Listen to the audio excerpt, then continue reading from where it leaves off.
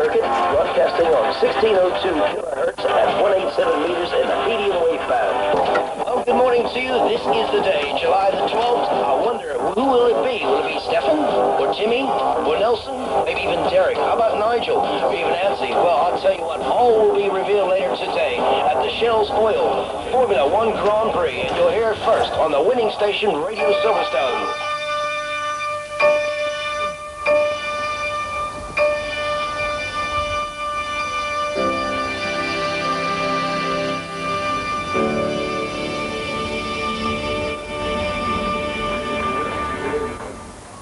This was how Grand Prix Day began at Silverstone. Tens of thousands emerging from their overnight camps. Tens of thousands already on the surrounding roads.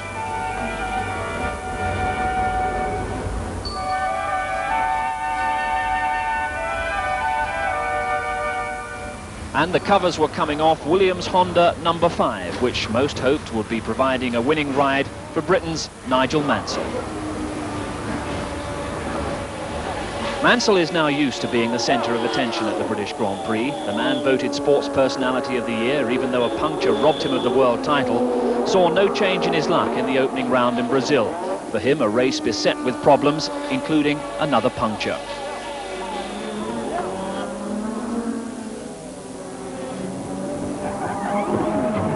Qualifying at Silverstone 2 days ago, and the shredded rear tyre now almost a Mansell trademark. But the winner at Brazil, world champion Alain Prost, his victory left him one off Jackie Stewart's record.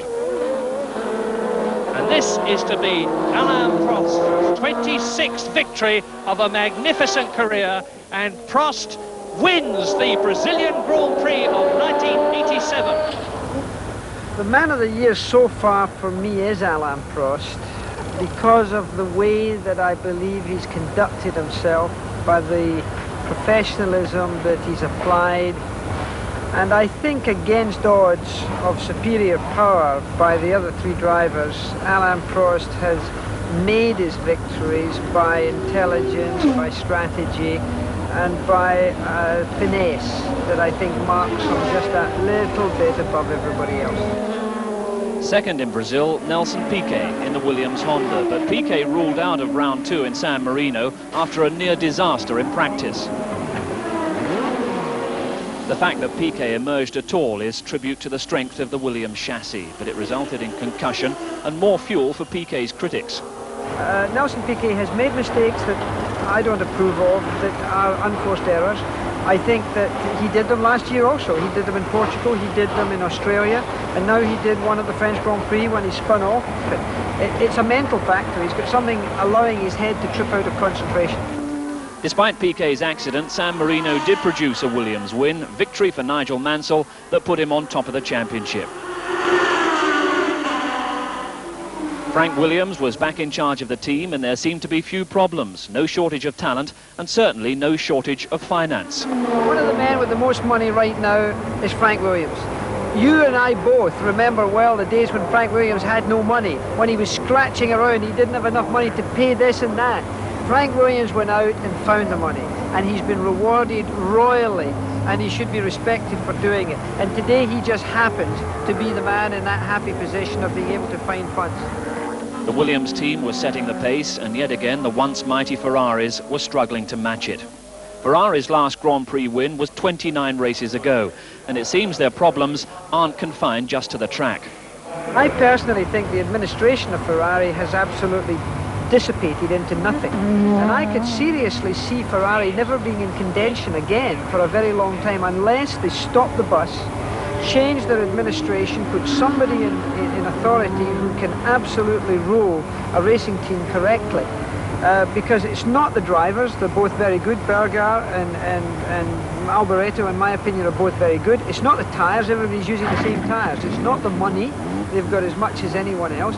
So what is it? That leaves it down to leadership and to administration. Ken Tyrrell flew to Spa for the Belgian Grand Prix just a few hours after seeing his favourite Spurs beaten in the Cup final. The sight of Tyrrell teammates Streff and Palmer wrecking their cars on the first lap really made his weekend. So teammates collided, and after the restart, so too did the sport's 2 keenest rivals. Mansell having a go. but he's on the outside line. Oh, and Senna's in trouble, and he's taken them both off. Prost was there to pick up the pieces, here sweeping past Nakajima en route to his 27th Grand Prix win. And that meant that Jackie Stewart's record set at the Nürburgring in 1973 was equalled. Prost out to beat that record today, and also aiming for his third consecutive Silverstone win. Much had been expected of Ayrton Senna in the Lotus Honda, but the opening 3 rounds yielded only a second place at San Marino. But on the street circuit of Monaco, the car's revolutionary active suspension worked to perfection, and after the early leader Mansell went out, Senna stormed to his first victory of the season. Here is Senna, and look at that! The Lotus team cheering, and Senna takes the checkered flag. Lotus and their computer-controlled active suspension were successfully maintaining the pioneering tradition of the late Colin Chapman. The system also proved a winner on the streets of Detroit, giving Senna the championship lead. But that rather contrasted with the fortunes of his teammate Nakajima, who'll want to forget his rather brief race at Detroit. And here is Nakajima. Now we're riding with the Japanese driver, and look at the way he's already passing people straight through the middle of 2 cars there. Well, certainly an exciting close-up view, and there he goes. Technology like that takes us closer to the sport than ever before, but are the personalities and talents as great as years gone by?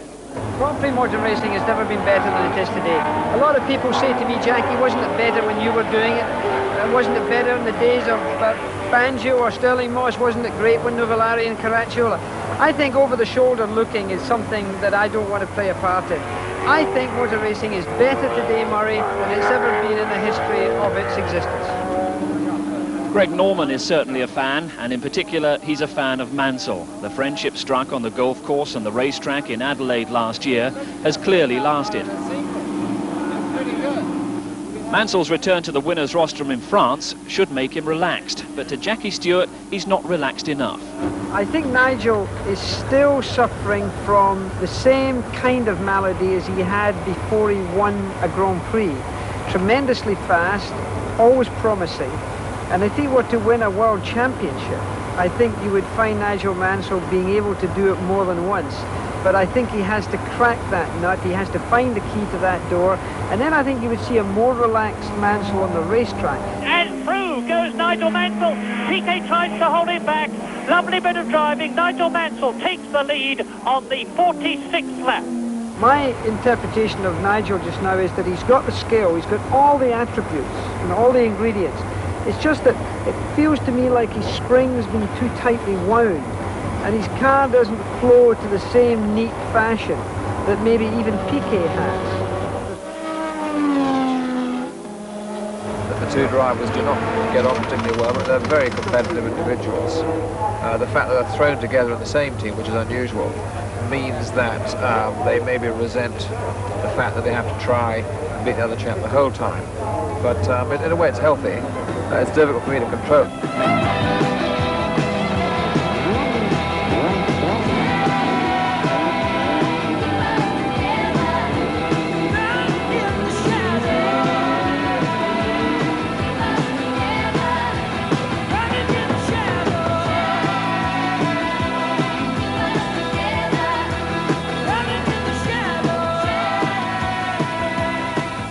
Mansell-Piquet rivalry was seen at its best in yesterday's qualifying, but Mansell's final attempt to grab pole position from Piquet ended at the new chicane. Mansell conceding defeat with a flourish.